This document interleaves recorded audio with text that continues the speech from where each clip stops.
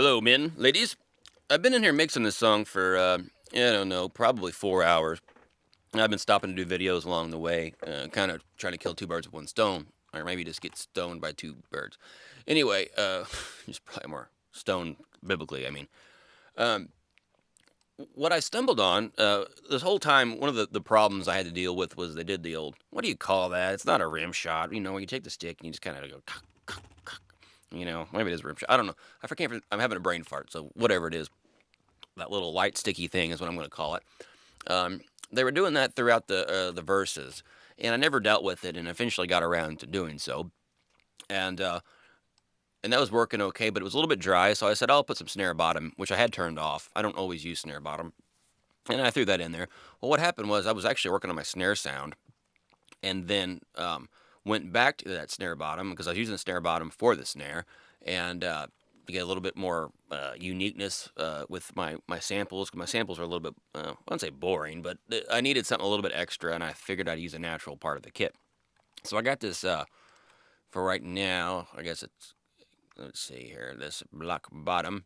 I've got a Camel Crusher on my snare bottom. It's doing this on the snare.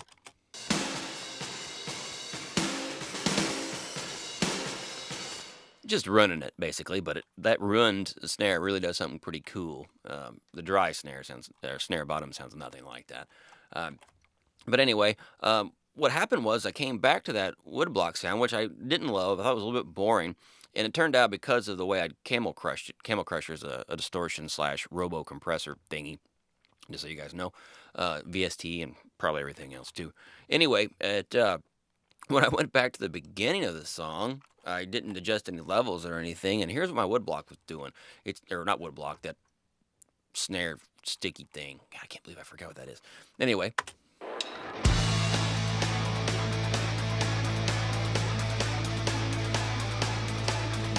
It's a fine day. Now, I know what year it is. Right now, this whole thing is really, really wet. We've been over that. In another video, I explained why I have everything soaked. This will tighten up before this whole mix is over. Now, this particular wood block, though, we definitely got a 1987-ish woodblock sound going. It has a lot of ambience, and I didn't have any of that ambience before. Here's what it sounded like before. This is what I kind of settled on for probably 30 minutes or more.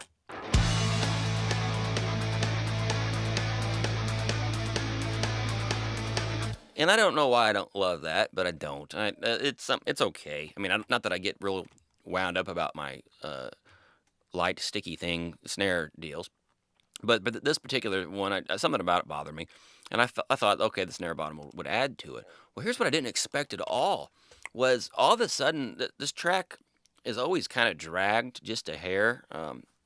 It's been pulling, and I was going to have to figure out a way, invent a way to make it push a little bit, so that the beginning sounds a little bit more exciting than maybe it's tracked.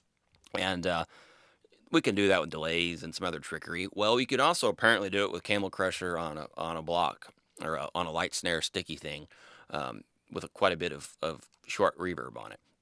And here's what it sounds like by itself, just the snare bottom. What happened was this has pushed. This song is now, this beginning is exciting, and it's too loud. I need to turn it down, but I already tried turning it down, and then we lose our push. And so this is a big debate that you should have in your brain every time. And I already know the path I've chosen. I am not a sound quality mixer.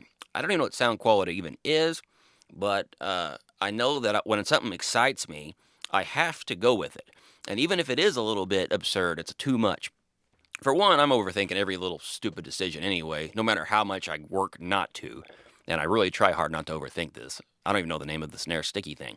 So how much thinking could I possibly have done, right? Well, in this regard, I have to, for me, I've decided I'm going to go with a too loud, too much reverb snare sticky thing. Maybe the band will complain. Maybe they won't even notice. All I know is without this, I had a track that felt a little boring or pulled, or a track that I wasn't happy with. And now suddenly I am happy. Of course, the rule meters kick in and say, Brandon, are you exceeding whatever these, established tolerances are in our culture, blah, blah, blah. And I've decided that because this snare goes, and that makes sense with the whole song that we're going, that I have no choice but to use it and try to get away with it. If the band does veto it, that's their business. Um, but they may not. It's 50-50 really, or maybe even 60-40 that they won't even care. But I'm going to go ahead and play it cool and leave it up there because I think it is awesome in terms of what it did to the song. And if they veto it, well, then maybe I'll have to turn it down and maybe we'll lose that. Maybe I'll just have to accept a less energetic thing, and maybe I'm just wrong to begin or altogether. But I think as mixers, this is something that comes up all the time. This issue of sound quality, sound quality, and it's all we ever seem to try for. And sometimes sound quality comes at the expense of the music, and that's a little bit counterintuitive. But I think there was a mix. It was a Mix It Till You Puke Volume 1, I believe, which was the Jet Face Monsters, which was a really ridiculous kind of cartoon sounding synth song. It sounded like it was for kids. And I remember there's one guy in particular. He nailed the EQ, like the frequency response of the whole curve of the thing, um, the vocal sound, drum sound. All these sounds were really, really, really good. But I couldn't help but think that the mix sounded slow. And he didn't pitch shift it or time stretch or anything like that. Something about that mix when it was so pretty, it didn't have the coked up. We're going. It didn't push and it didn't have the same excitement. And so what happens is if you have 30 tracks or excuse me, what happens if you have 30 tracks that all just sound perfect, crystal clear, and they're all there, but the damn song doesn't go. And I don't have any answers for this stuff, but I've seen it happen. I need to find that mix so I can show you guys. I don't really want to point the guy out, but I was jealous of his ability to nail the equalization, to nail the EQ. But at the same time, I almost felt, I wouldn't say I felt sorry for him, but I felt like he maybe didn't have that other sense that and my sound quality probably is never that great, but like I had this ability, I can almost always make a song just kick ass. I can take a song that's pretty good or a good song, and I can do a bunch of bad sounding things, and all of a sudden the song rocks harder. And I think it's something most people would agree on, unless you were just really, really rigid in the sound quality department. Um, so anyway, I think there's this concept that sound quality is king, and it's not. And I am of the opinion that any really awesome sounds that we've heard on CDs we bought or MP3s we bought, whatever.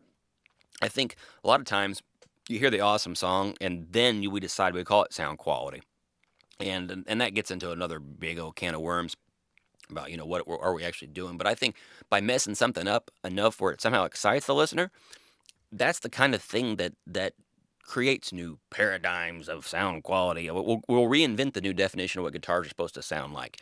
I guess Korn did, or I don't know. Eddie Van Halen certainly did. Whenever he came out, these revolutionary guys are pushing the envelope, and they do things that are bold and probably considered wrong.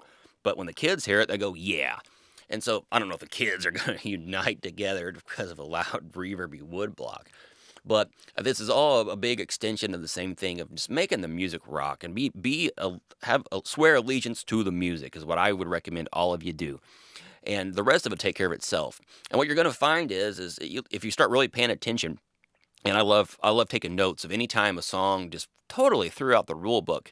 There was a Green Day song posted on the forum not long ago, and I don't know if Chris Lord-Alge mixed that one or not. The bass is clacky as hell. I mean, it just, 2K, I mean, almost painful, but somehow good. And it fit the song, and it didn't matter. And so there's always these like rules that you'll find that someone just said, you know what, I don't really care about that. And maybe they put an absurd amount of reverb on this or that. Um, way too much 2K or what doesn't matter. But any particular process I use too much of.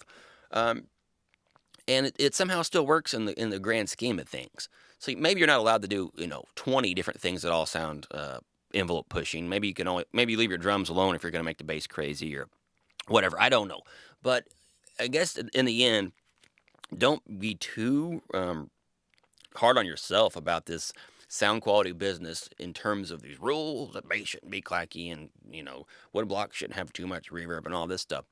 When a song starts liking something, you'll hear it, you'll know, and I say go with it. All right, guys. Thanks. Bye.